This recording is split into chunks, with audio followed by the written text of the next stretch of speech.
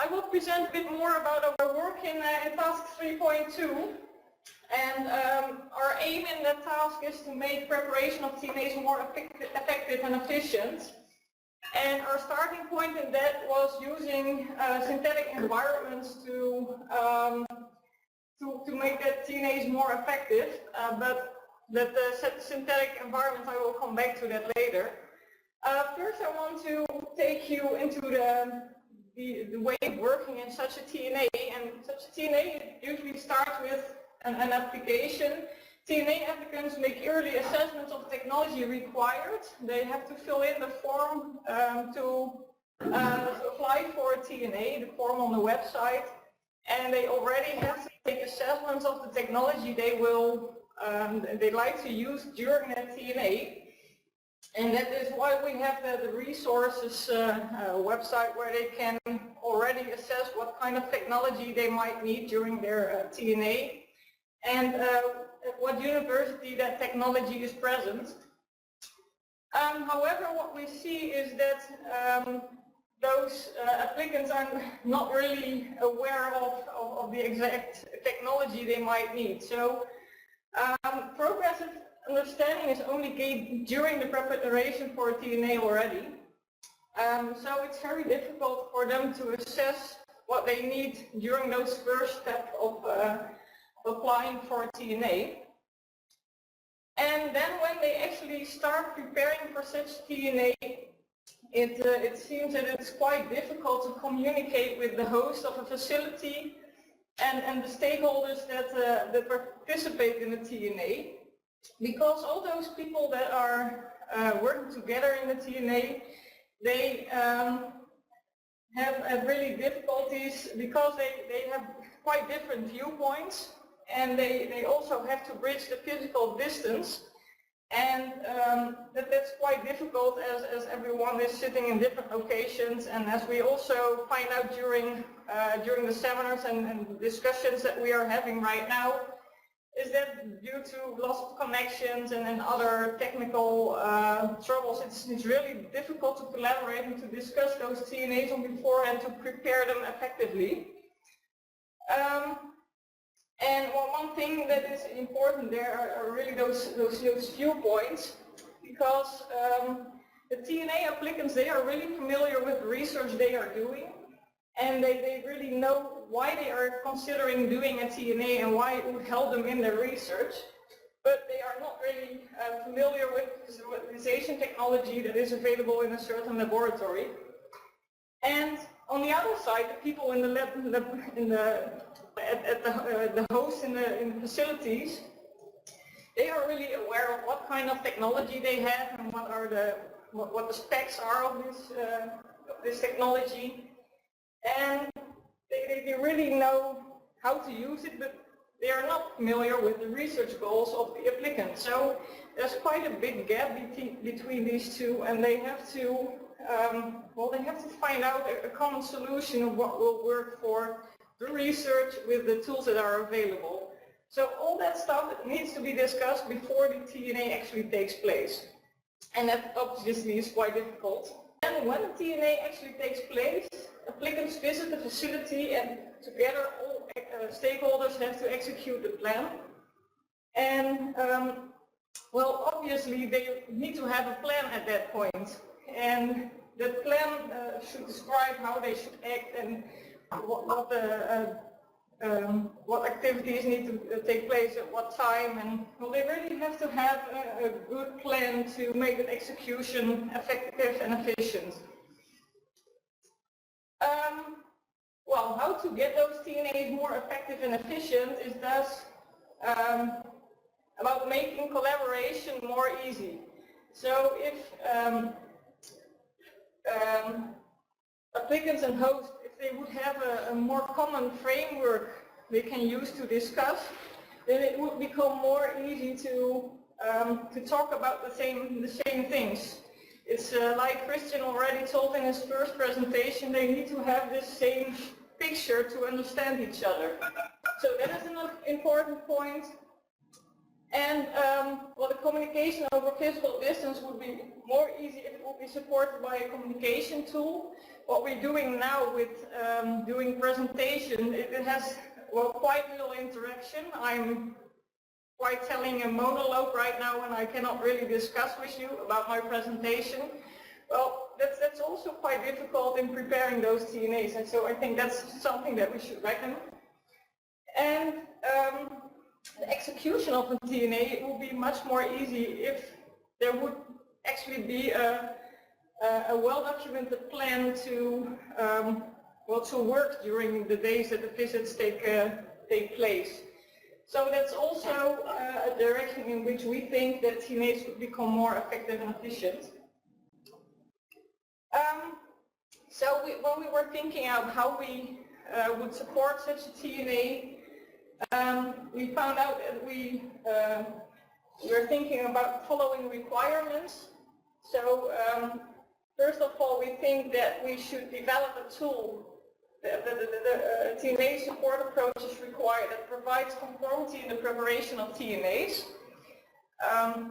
If everyone has some kind of framework to prepare those TNAs, it's much more easy to also discuss this preparation with each other. And we think that collaboration and communication over distance should be supported between the different types of stakeholders, so the applicant, the host, but also the other people that are involved during a TNA.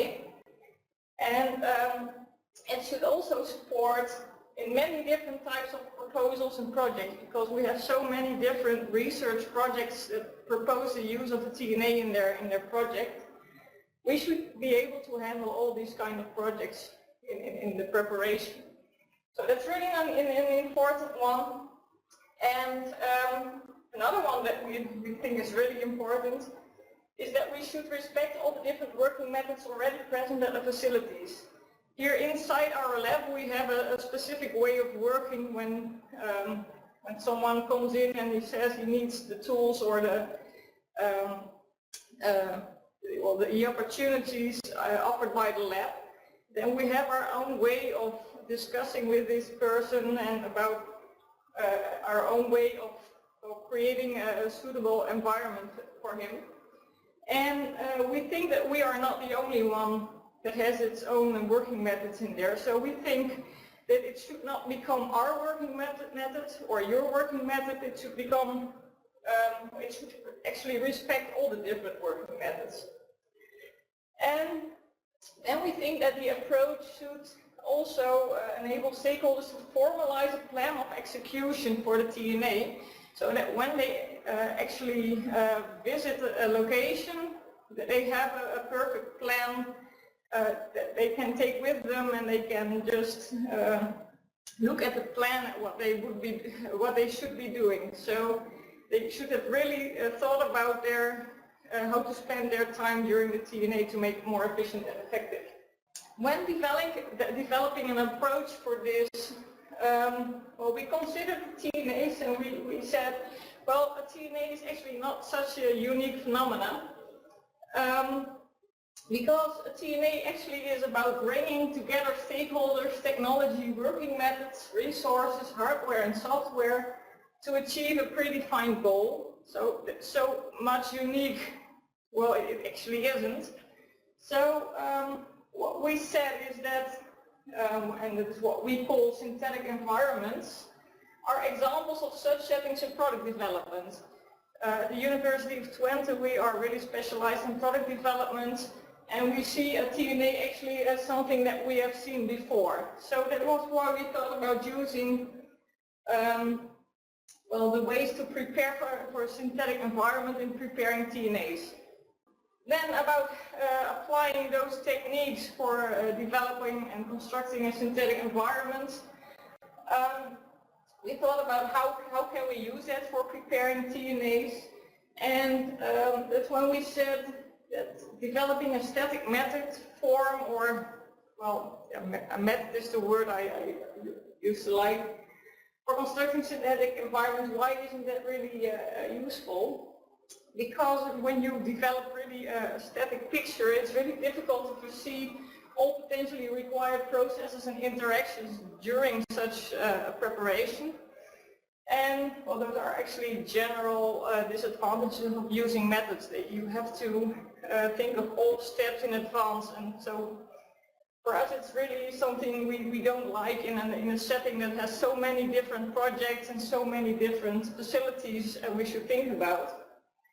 And well, any imposed collective methods that we would impose on every different facility and on every different project, it would at least do harm to some of the working methods already present. So that is why we said we don't want to make another static method for constructing synthetic environments.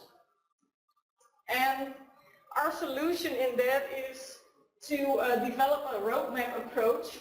And I think that the word roadmap will become much more clear in a moment, so I will not really explain that. But such a roadmap approach, it actually is a kind of communication framework for multiple stakeholders, and it should be independent of the project that you are working on. So all the different TNA applicants working on different projects can work with such a roadmap approach.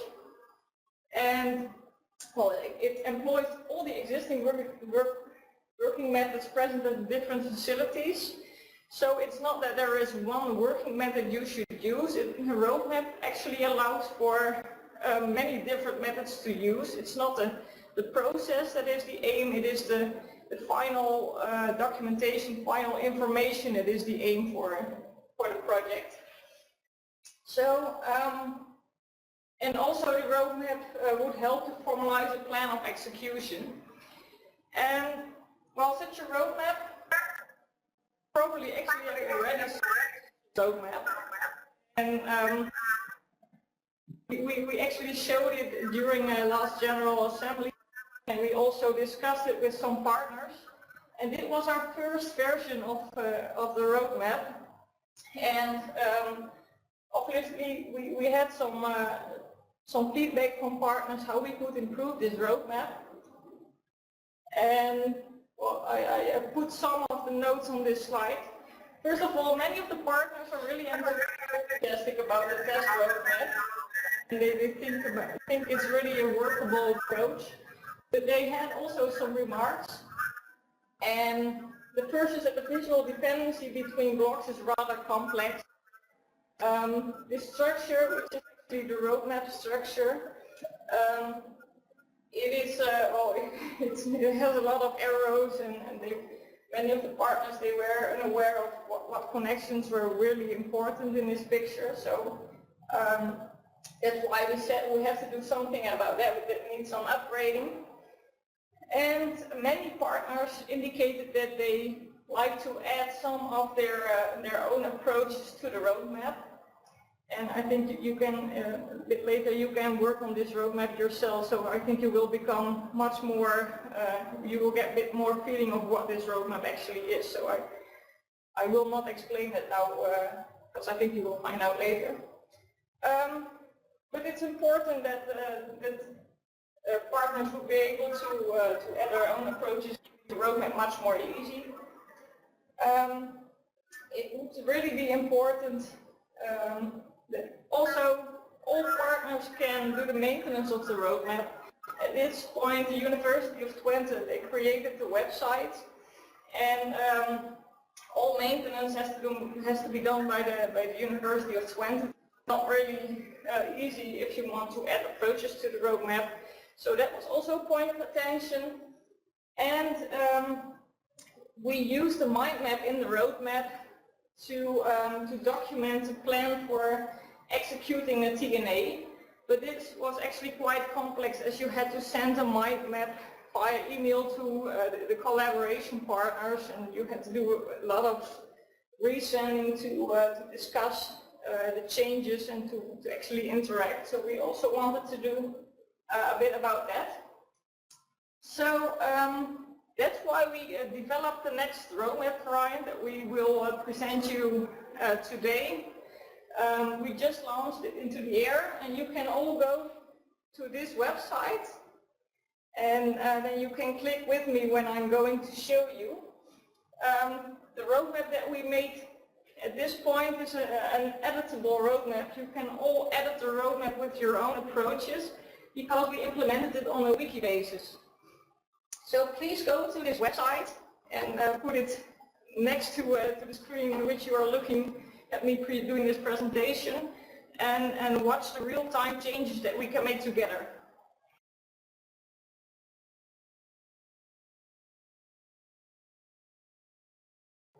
It's quite visible right now, and probably you are already on the website.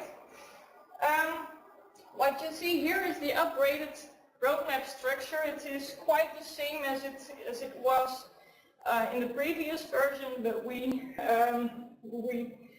ripped away a bit of the complexity that was there. When you look at the picture, the roadmap, it shows you all the different types of information you need to gather when you want to prepare a TNA carefully. And it actually guides you by giving you information on the information you need to gather. And when you look at the picture, it has a kind of intuitive way you can flow the different steps, but it's not prescribed that you should do these steps. Those are all blocks of information that you need to have to be well prepared. So it starts with having a stated purpose, and when we click the stated purpose, we can see some of the information about stated purpose. What is a stated purpose, and how can you define a stated purpose for your TNA? Well, in this kind of way the whole roadmap is built, so you can click all the different blocks and you can find information on what kind of information you need to have in that step, and also you can find some of the approaches that might help you to get that information. So you can really easily browse all that documentation yourself. I think it's more interesting to show you how you can use this roadmap also to make your own plan of execution. And that is done by giving all TNAs an own version of this roadmap site, so they can add their own information to it. And we can do that by using the project documentation tab. We have the library tab that I just showed, containing all the information of what you need to do in all the steps. And we have the project documentation tab. And in this documentation, we can use the edit button, and you can type your own stated purpose in here and do all your research. Oh, Roy is actually typing something for us right here. And when we save this one, and we go down and we save the page, it is added to the website. So everyone who's in the website at this moment, they can go to the stated purpose, to the project documentation, and they can see what Roy just added. So I think you can probably see. So the nice thing about it is that we can add all our information in the same roadmap structure, but you might think that that becomes a bit complex because all my information is distributed in many different blocks. But we have a solution for that, and that is the final block. It's called documentation plan, documented plan for the implementation of the synthetic environment in the process. And this is kind of a summary page that shows you all the information you have added. So you can easily check if you have all the information that is needed to carefully prepare your transnational access. Well, I think you can click in this website for many times from now because it's in the air and you can just follow the link and go there. And well, if you actually want to use the roadmap in your own preparation of the TNA, you can simply send us an email and we make your own version, and I will show that in a slide a bit later. So I think we'll keep it for this picture for now, and we go back to the presentation. So what our proposal will be is to keep one roadmap class that we will keep up to date with all the partners. and you can simply add your own approaches to the roadmap and your own information of what will be required in the preparation of the TNA. It's really easy. Everyone can add it to the roadmap just by using the edit button. So I think everyone understands a bit of the wiki concept, so that won't be too difficult, I guess. And then, as I already said, everyone can request a private project roadmap by sending an email to this address. We can make you your own roadmap with a private link, and then you can just only share the link with the partners you will have to do the preparation with. So you can use your own documentation in that roadmap without everyone else seeing it. So the status is that the roadmap is ready to use. So from today you can send us requests and you can add information to the roadmap. And we really hope that all the partners will help us keeping up to date the roadmap and adding approaches and links to the Visionaire website. There already are many links to the Visionaire website in there. I think you can find out that for yourself. And I think for now my time for the presentation is up. So thank you very much for your attention.